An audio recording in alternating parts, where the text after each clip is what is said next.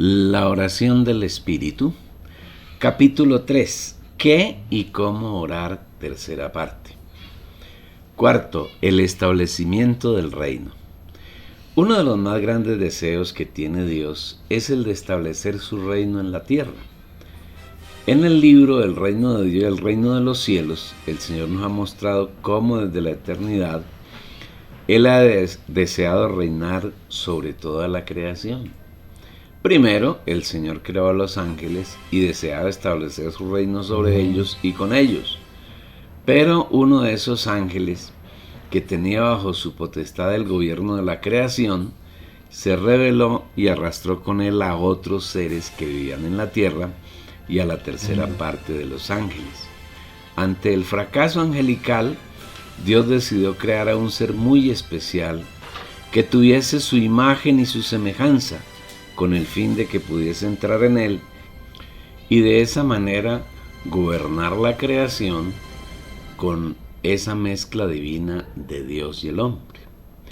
Como Satanás se había convertido en el gran opositor del reino de Dios, no escatimó ningún esfuerzo ni artimaña para tratar de estorbar y damnificar el deseo de Dios.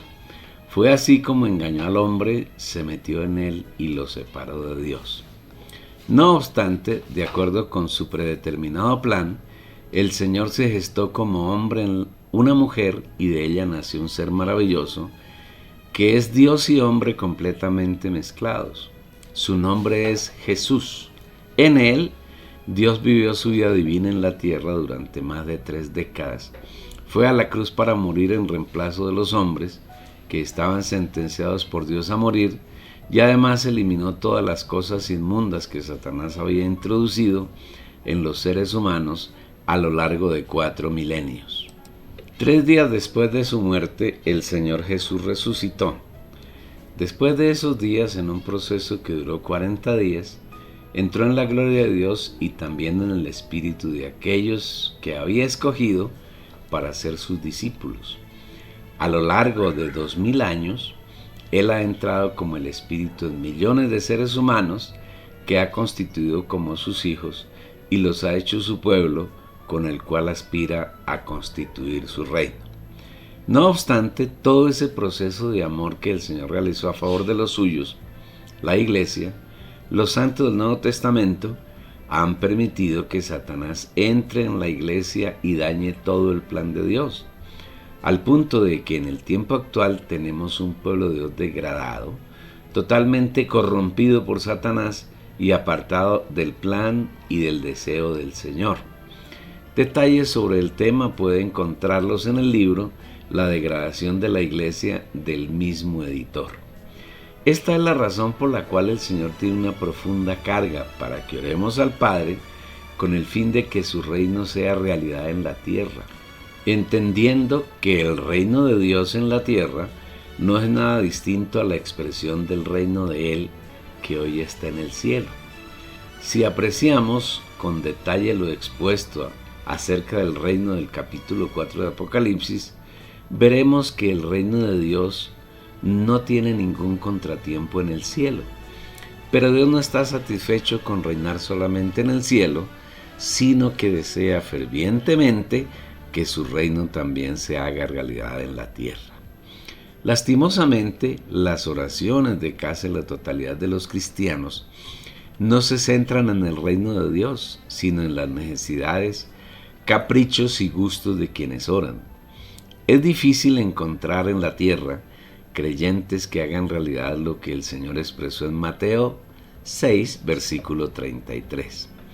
Por lo tanto, buscad primeramente el reino de los cielos y el hacer lo que es justo delante de Dios, y todas esas cosas se os darán por añadidura. Las oraciones de los cristianos están dirigidas a buscar cualquier cosa, menos el reino de Dios o el reino de los cielos. El Señor jamás escuchará esa clase de oraciones porque no agradan su voluntad. Para que venga el reino del Padre es necesario considerar y hacer realidad el siguiente punto que el Señor trató en la oración. Quinto, hacer la voluntad del Padre. Una vez que tenemos claridad acerca del deseo de Dios para con nosotros en la oración, encontramos un nuevo punto que debe estar presente en la oración genuina. Hágase tu voluntad como en el cielo, así también en la tierra. Mateo 6, versículo 10. Recordemos que solamente aquellos hijos de Dios que hacen la voluntad del Padre entrarán en el reino de los cielos. No todo el que me dice Señor, Señor, entrará en el reino de los cielos, sino el que hace la voluntad de mi Padre que está en los cielos. Mateo 7, versículo 21. En la manera como el Señor nos enseña a orar, declara enfáticamente que en el cielo no hay ningún problema con la voluntad del Padre, porque ella es hecha sin objeciones por los habitantes del cielo. El problema está en la tierra, donde es necesario que se haga su voluntad. No se puede esperar que las personas que están en el mundo hagan la voluntad del Padre, mucho menos los ángeles caídos o los demonios. Dios espera que sean sus hijos los que hagan su voluntad. No obstante, la parte más numerosa del cristianismo, el catolicismo romano, tomó esta frase como un rezo y se repite millones de veces cada día en el mundo entero, en las iglesias católicas, en las familias católicas, en la radio y en la televisión católicas, pero no pasa de ser un rezo repetitivo que más que buscar la voluntad del Señor se convierte en una burla a su deseo. Igualmente ocurre en la Iglesia Católica Ortodoxa Oriental. Por el lado del cristianismo protestante, los pocos hijos genuinos de Dios que hay allí ignoran y desconocen completamente la voluntad de Dios. Ellos están convencidos de que la voluntad del Padre es, comillas, asistir los domingos a la iglesia, someterse a un líder, generalmente llamado pastor, ejecutar todas las actividades que le ordenan, orar con vanas repeticiones y con hipocresía, y están convencidos de que el Señor se agrada en sus oraciones y su manera de vida. Recordemos lo tratado en el libro En el reino de Dios y el reino de los cielos, que para hacer la voluntad del Padre es necesario conocerla, y que para conocerla se requiere revelación, y que la revelación Dios la da a quienes la buscan en intimidad con Él.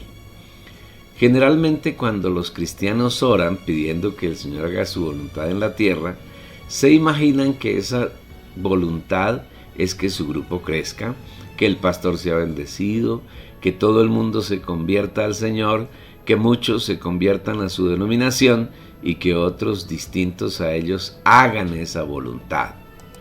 Orar pidiendo al Padre que haga su voluntad en la tierra debe comenzar por pedirle que haga su voluntad en mí.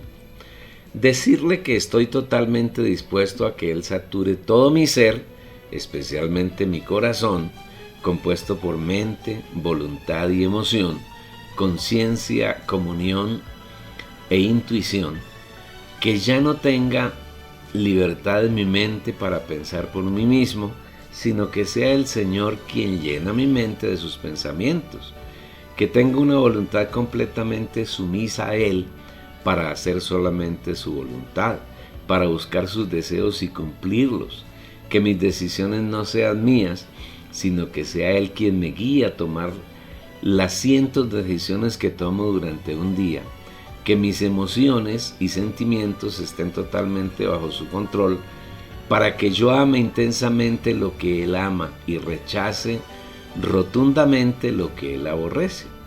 Asimismo, necesito diariamente andar en comunión con el Señor, vivir una continua revelación de su palabra, persona y plan, y mantener una conciencia sin ofensa frente a Él y a los hombres. Orar pidiéndole al Padre que su voluntad sea hecha en la tierra, como se hace en el cielo, es rogarle que me ayude a vivir en el Espíritu los 86.400 segundos que tiene cada día, que me ayude a poner mi mente siempre en el Espíritu, que se compadezca de mí y me ayude a recordarlo en cada momento, que quite de mí la indiferencia por Él, que me conserve en el primer amor, que Él sea el primero en todas las actitudes y actividades de mi vida. Orar pidiendo al Padre que haga su voluntad en la tierra es rogarle que me hable siempre su palabra y que me dé fuerzas para obedecerla y hacerla, para que no sea un oidor olvidadizo, sino uno que hace y cumple su palabra. Orar pidiendo al Padre que haga su voluntad en la tierra es tomar la carga que Él tiene por algunos hermanos, pidiéndole que quite los velos que Satanás ha puesto en ellos para impedirles ver lo que le agrada, que tenga compasión de todos sus hijos y que los introduzca en el reino de los cielos. Orar pidiendo al Padre que haga su voluntad es dejar de pedirle por nuestras necesidades personales y suplicarle por las necesidades que Él tiene. Hoy tenemos la gran necesidad de que nos llene de su persona hasta ser saturados de su naturaleza. Igualmente es una urgente necesidad del Señor y nuestra que Él regrese a esta tierra a tomar posesión de los reinos del mundo y establecer el reino de los cielos en justicia y paz. Es necesario que el Señor gane las primicias de entre sus hijos y así tenga una plataforma para venir a tomar posesión de los reinos del mundo y destruir definitivamente el reino de Satanás. Sexto, petición por el pan de cada día. El siguiente punto que el Señor nos enseña en la oración genuina es acerca de pedir el pan de cada día. El pan nuestro de cada día, dánoslo hoy. Mateo 6, versículo 11. Quienes no acostumbran a entrar en su espíritu para orar, interpretan este versículo como una petición por sus necesidades personales, especialmente de sustento y abrigo, porque creen que el pan aquí se refiere a comida física. Pero debemos tener claridad que el Señor no se contradice.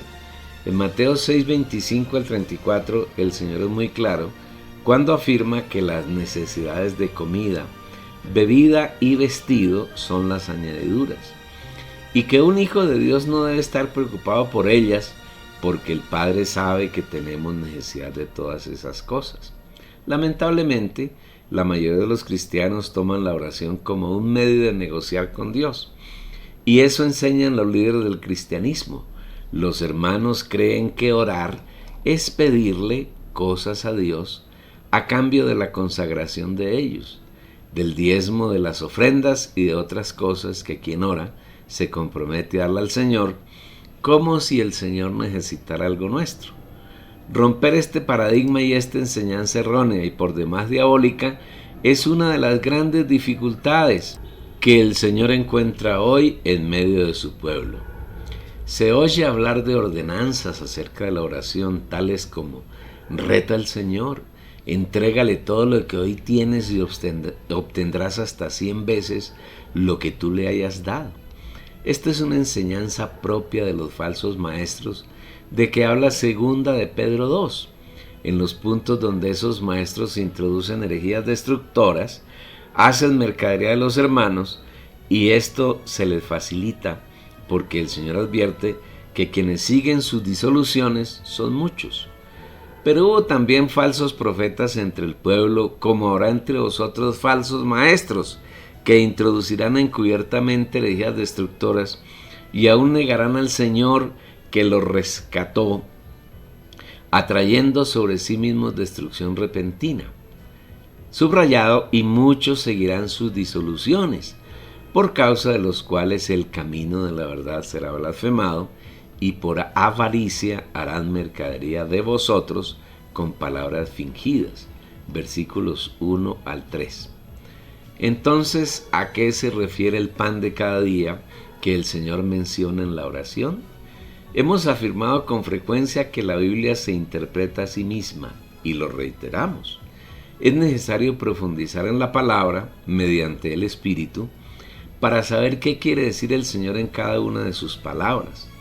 Pero Dios nos la reveló a nosotros por el Espíritu, porque el Espíritu todo lo escudriña, aún lo profundo de Dios. 1 Corintios capítulo 2, versículo 10. Si leemos algunos versículos de Juan 6, entenderemos a qué se refiere el pan nuestro de cada día. Porque el pan de Dios es aquel que descendió del cielo y da vida al mundo. Yo soy el pan de vida, el que a mí viene nunca tendrá hambre. Yo soy el pan vivo que descendió del cielo. si alguno comiere de este pan, vivirá para siempre. Este es el pan que descendió del cielo, no como nuestros padres comieron el maná y murieron. El que come de este pan vivirá eternamente. Juan 6, versículos 33, 35, 51 y 58. Por una lectura sencilla de estos versículos podemos concluir que el pan nuestro de cada día es la persona de Dios en el Hijo, el Señor Jesús, quien a la vez es el Espíritu. Nuestra gran necesidad, nuestra mayor necesidad de cada día es la de comer al Señor como nuestro alimento, como nuestro sustento. En la medida que disfrutamos sus riquezas, Él se va constituyendo en nuestro ser, va creciendo en nosotros y sin darnos cuenta, un día tendremos tu estatura, seremos iguales a Él en su vida y naturaleza divinas. Esta es la meta que el Señor se ha trazado con sus hijos, que lleguemos a ser iguales a Él en vida y en naturaleza. El Señor solamente puede ser agradado por personas que lo contienen en su espíritu y que van siendo llenas en su alma con su naturaleza divina, es decir, personas que tienen como hábito poner su mente en el espíritu, pensar en las cosas del espíritu y que por ese hecho son espirituales. Recordemos que el hombre es un alma viviente. El Señor nos creó con un alma que tiene que ver con su semejanza, y el plan de Él consiste en que nuestra alma sea totalmente saturada con su naturaleza, hasta el punto de que nuestra mente esté plenamente llena de los pensamientos de Dios, nuestra voluntad esté saturada con sus deseos y nuestros sentimientos estén pletóricos de su sentir, su deseo y su satisfacción. Esto es pedir en oración que nos sea dado cada día el pan nuestro. Y es cada día, no es una vez al mes, cada semestre o cada año. En verdad, cada instante de nuestra vida necesitamos disfrutar al Señor. A cada momento necesitamos disfrutar sus riquezas, su novedad. Lo que el Señor nos dio ayer nos sirve para hoy. Él es nuevo cada mañana y cada día debemos disfrutar de su novedad. La oración en este sentido no se limita a pedir que el Señor se dé a nosotros, sino a hacer realidad la obra que Él hizo a nuestro favor. El Señor, con todo lo que es, con todo lo que tiene y con todo lo que logró en su trabajo de redención, está en nuestro espíritu, y cada vez que ponemos el alma en el espíritu, sus riquezas van llenando las partes de nuestra alma, hasta que un día el alma estará totalmente saturada de Él. Cuando eso sea realidad, habremos llegado a los 4 puntos que contiene Efesios 4, versículo 13, la unidad de la fe, el pleno conocimiento del Hijo de Dios, el hombre de plena madurez y la medida de la estatura de la plenitud de Cristo. La provisión está a nuestro alcance, de nosotros depende si comemos cada día al Señor y nos nutrimos con sus riquezas. Recapitulemos. Hasta aquí el Señor nos ha permitido disfrutar de 6 puntos básicos de la oración genuina, la oración que le agrada, la oración que Él escucha y que Él responde. El primero es que en la oración debemos tener la realidad de que Dios es nuestro Padre y que nuestra oración debe dirigirse exclusivamente a Él. Dios es nuestro Padre porque Él nos ha engendrado haciéndonos partícipes de su naturaleza divina. Y al vivir esa realidad tenemos el elemento más importante de la oración, que es la comunión. Un mutuo fluir entre Dios y nosotros, un disfrute en el que Dios nos llena de Él y disfruta de los frutos obtenidos por su trabajo en nosotros. El segundo punto hace referencia al hecho de que Dios como Padre, a quien dirigimos nuestra oración, es celestial, no terrenal. Él está en el cielo sentado en su trono junto con el Cordero, rodeado de 24 ancianos, 4 seres vivientes, 7 lámparas que son los 7 espíritus, junto con millones y millones de ángeles que lo adoran, lo alaban y lo sirven, y que cuando entramos en el Espíritu podemos disfrutar de su gloria, la cual ningún lenguaje es suficiente para describir. El tercer punto tiene que ver con santificar el nombre del Señor. Hemos visto que el único ser santo que hay en el universo es nuestro Dios y que desea que tengamos un vivir santo en nuestro diario acontecer. Haciendo así, Él es expresado y glorificado por medio nuestro. En todo momento de nuestra vida debemos santificar al Señor para que Él sea agradado y complacido. El cuarto aspecto de la oración tiene que ver con el deseo que Dios ha tenido desde la eternidad, cuál es el de gobernar, reinar en sus criaturas y mediante ellas.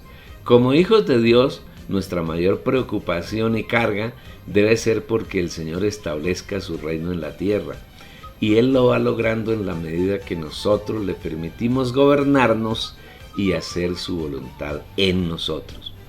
Cuanto más avance el establecimiento del reino de Dios en la tierra, el reino de Satanás, el reino de las tinieblas va desapareciendo, se va diluyendo, hasta que llegará un día en que solamente existirá el reino de Dios. El reino de Satanás habrá desaparecido, se habrá extinguido totalmente.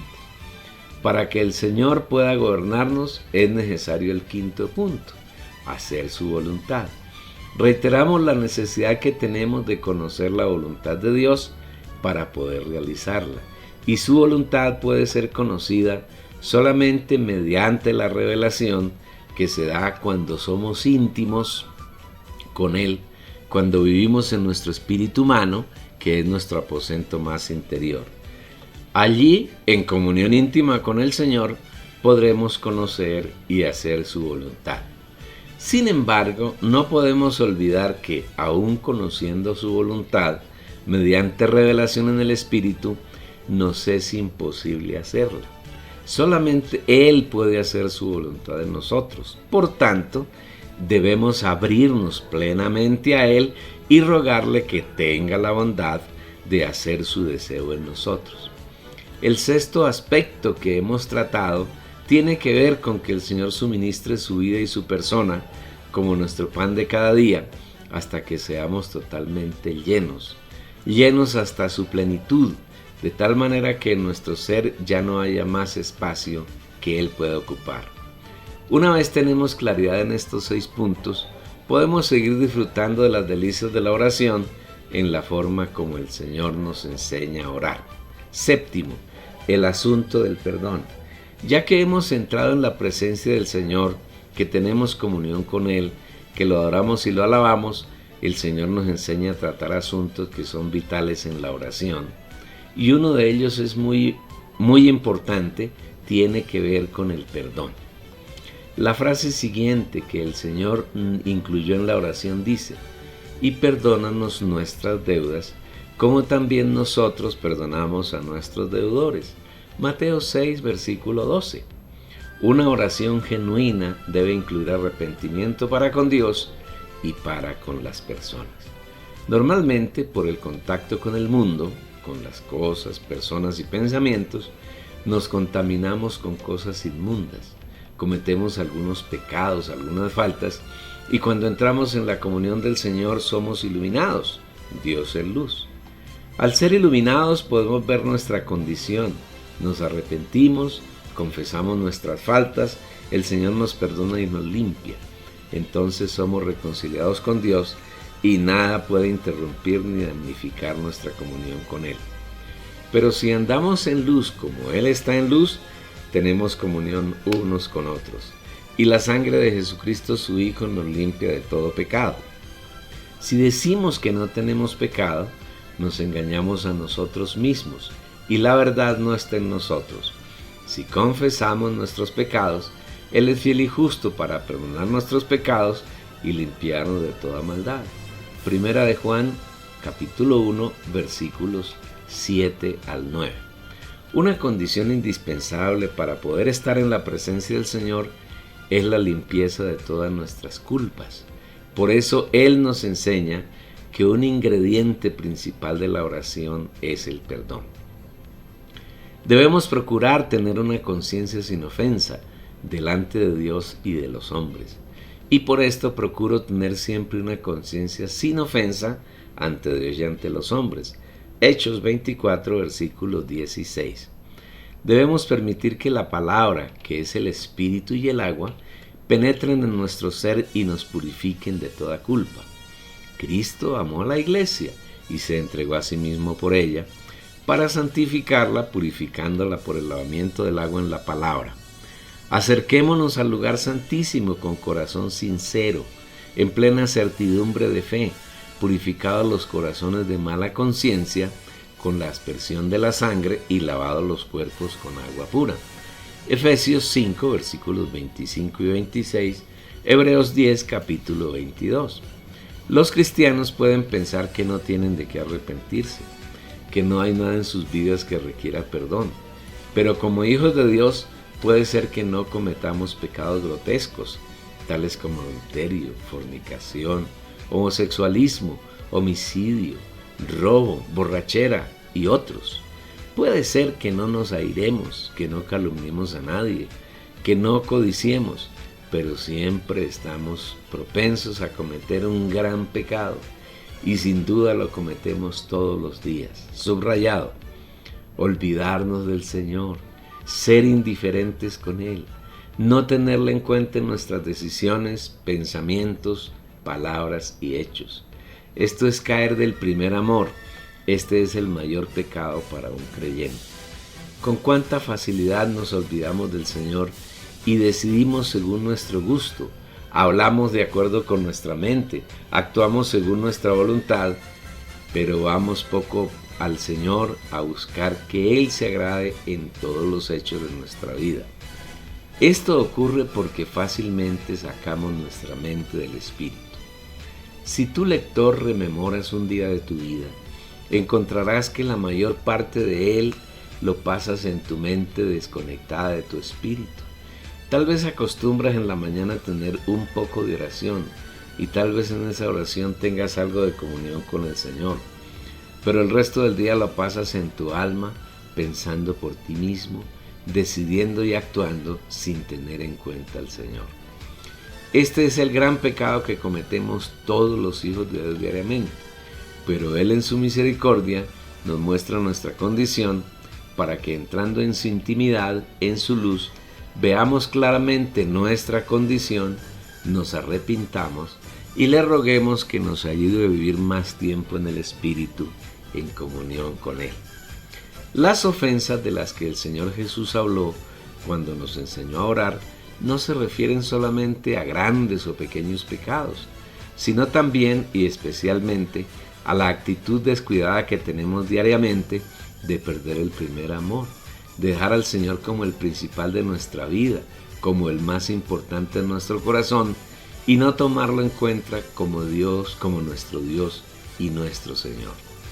Entonces, primero debemos reconciliarnos con el Señor, tener plena paz y eliminar todos los obstáculos y estorbos que pueda haber entre Él y nosotros, y luego debemos tratar el asunto del perdón con otras personas. Como también nosotros perdonamos a nuestros deudores. Mateo 6, versículo 12. Como anuncia Pablo en Hechos 24, debemos procurar tener una conciencia sin ofensa delante de Dios y delante de los hombres. Nuestra relación debe ser dupla, con Dios y con los hombres. No solamente ofendemos al Señor, sino que también ofendemos a las personas y especialmente a los que son cercanos. Para que nuestra comunión con Dios no sea estorbada, debemos procurar estar en paz con todos los hombres. Si es posible, en cuanto dependa de vosotros, estad en paz con todos los hombres.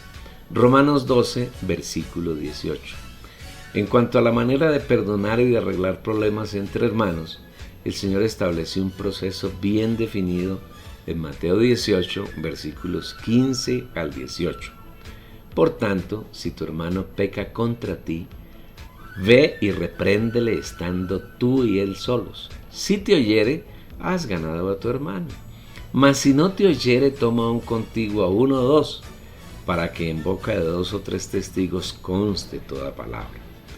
Si no los oyere a ellos, dilo a la iglesia. Y si no oyere a la iglesia, tenle por gentil y publicano. De cierto os digo que todo lo que atéis en la tierra será atado en el cielo, y todo lo que desatéis en la tierra será desatado en el cielo. Cuando un hermano ofende a otro, el ofendido debe buscar y reprender al ofensor. Si el ofensor acepta su culpa y se arrepiente delante del hermano y del Señor, el problema se ha zanjado, ha expirado. Pero si el ofensor no acepta su culpabilidad, el ofendido debe buscar 1 o 2 testigos para que haya un testimonio creíble sobre el asunto. Si frente a los 3 el ofensor sigue renuente a aceptar la culpa, el caso debe llevarse a todos los hermanos. Y si ante ellos el ofensor no acepta arrepentirse, entre todos deben negarle la comunión, porque la persona se ha vuelto contumaz. Su presencia entre los santos es una mancha que estorba la comunión con el Señor. Es necesario tener claridad en cuanto a que el perdón es un asunto muy serio en nuestra vida de creyentes. Como hijos de Dios debemos ser cuidadosos en nuestras actitudes y nuestro hablar con respecto a otros, y debemos también ser suficientemente sensibles al Espíritu cuando Él nos muestra que hay problemas con otras personas.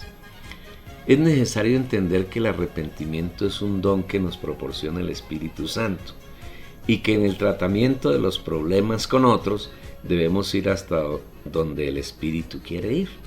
Hay problemas que por su pequeñez el Espíritu no profundiza en ellos, pero hay algunas ofensas que es necesario tratarlas profunda y ampliamente hasta que el ofendido pueda encontrar total paz y limpieza y todo obstáculo y temor desaparezcan totalmente. El arrepentimiento genuino y el perdón cabal se logran solamente cuando el Señor, el Espíritu, es quien media en la situación, y el proceso debe hacerse con reverencia suficiente y sin liviandad.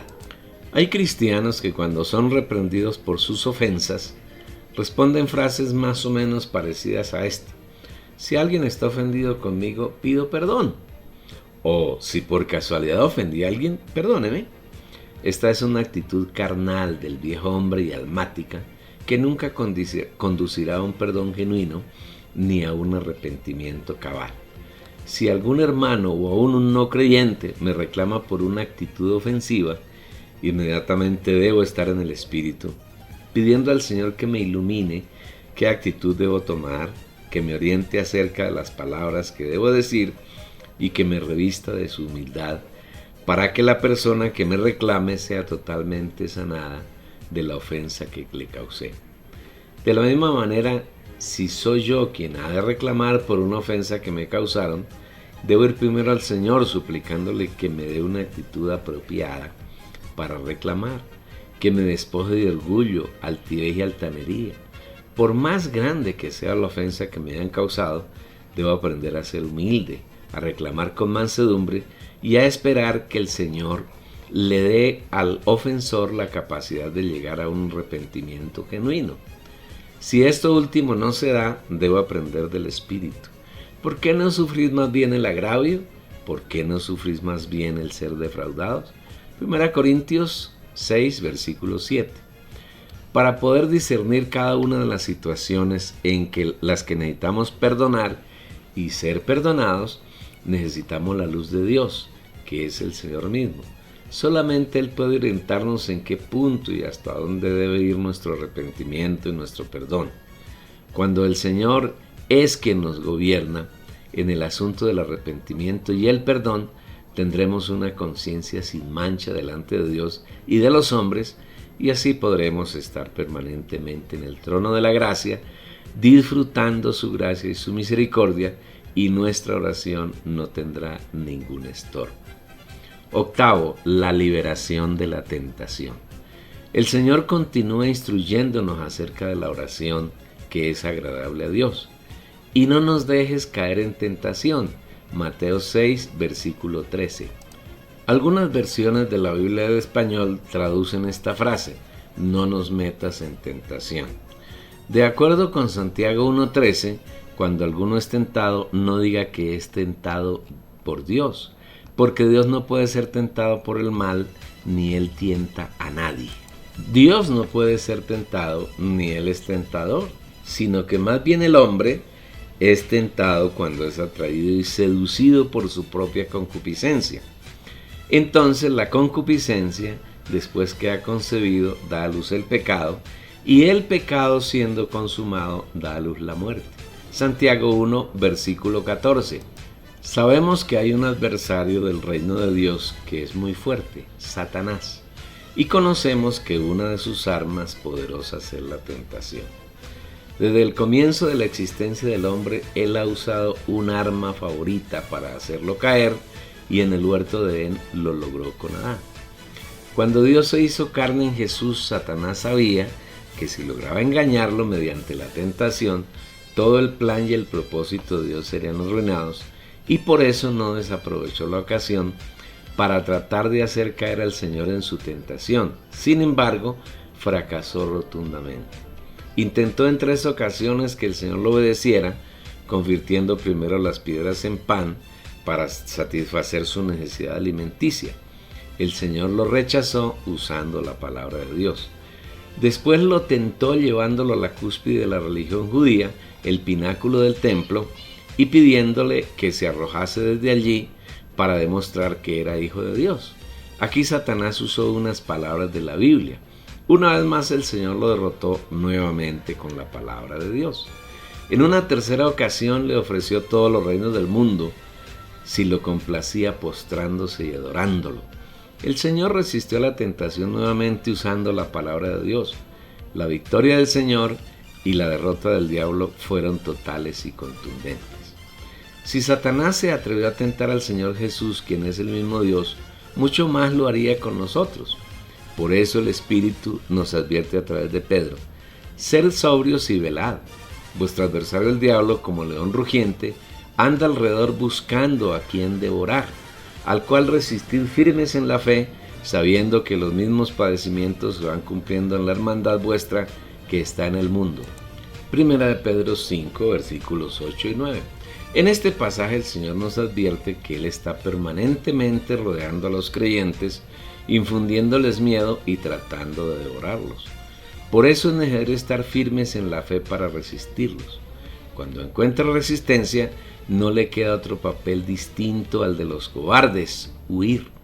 Resistid al diablo y huirá de vosotros. Santiago 4, versículo 7. Noveno, libertados del maligno. El Señor fue minucioso al enseñarnos a orar y no descuidó un solo detalle. Él sabe que tenemos un adversario que no dudará en atacarnos, en tentarnos para alejarnos del Señor. Inclusive hay una versión de la Biblia que traduce el versículo 13 de Mateo así: y cuando vengan las pruebas, no permitas que ellas nos aparten de ti, y líbranos del poder del diablo. Esto nos lleva a inferir que la tentación del diablo tiene el objetivo de alejarnos del Señor, de renegar de Él, de echarle la culpa de todas nuestras dificultades y de separarlo de nuestra vida. Es por eso que el Señor nos enseña que pidamos al Padre, rogándole que nos libre del poder del diablo, el maligno. Si vivimos una permanente dependencia del Señor, Satanás nunca logrará vencernos con sus tentaciones, sino que siempre el Señor nos dará la victoria sobre él, según lo manifiesta en 1 Corintios 10, versículo 13. No os ha sobrevenido ninguna tentación que no sea humana, pero fiel es Dios, que no os dejará ser tentados más de lo que podéis, sino que dará también juntamente con la tentación la salida para que podáis soportar. Este versículo debe darnos la convicción de que siempre vendrán las tentaciones, pero el Señor que mora en nosotros es la salida oportuna y nunca nos dejará ser tentados más allá de lo que podemos resistir. No debemos temer a las tentaciones, sino aprender a vivir en Él cada momento de nuestra vida. De otro lado, Colosenses 3 contiene un secreto muy importante para poder derrotar la tentación y al diablo. Fijad la mente en las cosas de arriba, no en las de la tierra, porque habéis muerto y vuestra vida está escondida con Dios. Versículos 2 y 3. Aquí el Señor nos presenta el mejor camino para evitar la tentación del diablo: permanecer en Él. Debemos hacer realidad cada día el hecho de que hace cerca de 2000 años fuimos a la cruz y morimos con Cristo. Y hoy estamos muertos para Satanás, para el mundo, para el pecado, para los pecados y para el viejo hombre y para el reino de las tinieblas. Y la mejor manera de hacer realidad el hecho de que estamos muertos es poner la mira en las cosas de arriba, las cosas celestiales, las cosas del Espíritu, la palabra de Dios. Cuando actuamos así, tenemos la garantía de que estamos muertos a todo lo que es inmundo, a todo aquello que no es Dios, y así nuestra vida permanece escondida con Cristo en Dios. Siendo así, aunque Satanás nos busque, no podrá encontrarnos, porque estamos escondidos. Ese escondite no es nadie diferente a Dios mismo. Esto es igual a entrar en el aposento y cerrar la puerta. El aposento con la puerta cerrada no puede ser penetrado por Satanás, ni por ninguno de los integrantes de su reino de tinieblas. En el aposento solo hay cupo para Dios y para ti, para Dios y para mí. Este es el camino más apropiado, real y práctico de evitar la tentación del tentador. Viviendo así, jamás caeremos en sus trampas. De otro lado, debemos tener claridad del principal objetivo que tuvo el Señor al pasar por la muerte: destruir a Satanás, su obra y su reino de tinieblas. Esto quiere decir que Satanás, su reino y sus agentes están totalmente destruidos y nada pueden hacerle a los hijos de Dios que están escondidos con Cristo en Dios. Así que, por cuanto los hijos participaron de carne y sangre, Él también participó de lo mismo, para destruir por la muerte al que tiene el imperio de la muerte, es a saber, al diablo. Hebreos capítulo 2, versículo 14. Preguntarás entonces por qué el Señor Jesús enseñó a los discípulos a que en la oración pidieran al Padre que los librara de la tentación del enemigo. Y tu pregunta es válida. Sin embargo, debes tener en cuenta que cuando el Señor les enseñó a orar, aún no había ido a la cruz a morir y aplastar al diablo y su reino de tinieblas. Ahora estamos en un tiempo posterior a la cruz del Señor, y con su muerte nos liberó completamente de Satanás y sus huestes. Ahora, si tú eres un creyente que permaneces en la carne y no acostumbras a vivir en el Espíritu, no hay duda de que Satanás te atacará, te tentará, y si le das la oportunidad te destruirá. Pero lo podemos evitar poniendo nuestra mente en el Espíritu, pensando en las cosas del Espíritu. 10. Alabanza, adoración y perdón. Para concluir la oración, el Señor nos enseñó a alabar y adorar al Padre, porque tuyo es el reino y el poder y la gloria por los siglos de los siglos. Mateo 6, versículo 13. El Padre, junto con el Hijo y el Espíritu, es el Dios que siempre reina. El reino es de Él y su poder no tiene quien lo supere. Todo el poder está en Él y le pertenece. Igualmente, Dios está en gloria. Eso lo dice claramente el capítulo 4 de Apocalipsis. Un día, el Hijo se despojó de su gloria, la gloria que siempre tuvo con el Padre, y al despojarse de ella se hizo hombre para vivir su vida divina en un hombre y experimentar todas las facetas y las dificultades de la vida humana. Cuando llegó el tiempo predeterminado por Dios, el Señor Jesús fue a la cruz y murió, con el fin de allanarnos el camino para que pudiésemos llegar al Padre. Después de 3 días de muerto, resucitó y ascendió al trono del Padre. Se presentó ante Él como las primicias de los muertos, para que el Padre disfrutara de la obra que se había propuesto antes de los siglos. Jesús, no solamente como Dios, sino especialmente como hombre, había triunfado sobre Satanás y su reino. Ahora nada puede impedirle tener el reino que siempre ha anhelado. Pasados 40 días ascendió, siendo visto por sus discípulos, y entró en la gloria para permanecer eternamente en ella. Él no desea estar solo en su gloria, sino que quiere compartirla con sus hijos, y por eso se ha introducido en nuestro espíritu humano, con el fin de que nosotros podamos disfrutar de esa gloria. En la casa de mi Padre muchas moradas hay. Si así no fuera, yo os lo hubiera dicho. Voy pues a preparar lugar para vosotros. Y si me fuere y os prepararé el lugar, vendré otra vez y os tomaré a mí mismo, para que donde yo estoy, vosotros también estéis. Juan 14, versículos 2 y 3. El Señor Jesús murió, resucitó y ascendió, y nos hizo partícipes de su obra maravillosa, para que hoy por fe y en el futuro próximo, en plenitud, podamos disfrutar de su gloria y vivir eternamente en ella. En nuestra oración alabamos y exaltamos al Señor por esa obra maravillosa que hizo a nuestro favor, de la que no tenemos palabras suficientes para expresar y describir. Toda palabra de alabanza, de exaltación y de honra que podamos inventar y expresar aún será insuficiente para exaltar todo lo que merece nuestro amado Dios. En los siguientes 2 versículos el Señor añade un elemento que es muy importante en la oración, el perdón de las ofensas. Porque si perdonáis a los hombres sus ofensas, os perdonará también a vosotros vuestro Padre Celestial. Pero si no perdonáis a los hombres sus ofensas, vuestro Padre tampoco os perdonará vuestras ofensas. Mateo 6, versículos 14 y 15. El perdón de Dios está condicionado a que nosotros perdonemos a aquellos que nos han ofendido. Y perdonar y ser perdonados es un requisito indispensable para acercarnos al trono de Dios y tener comunión con Él. Por eso necesitamos aprender a vivir en comunión con nuestro Señor, pues cuando hay comunión hay luz, y la luz nos ilumina acerca de nuestra condición y de las posibles ofensas que haya con los hombres. Cuando somos iluminados, confesamos nuestras faltas y somos perdonados. La luz igualmente nos guía a saber cuándo debemos tratar con las personas las ofensas que hemos causado o que nos hayan hecho. Si perdonamos y estamos en paz con todos los hombres, el Señor también nos perdona y nos pone en paz con Él.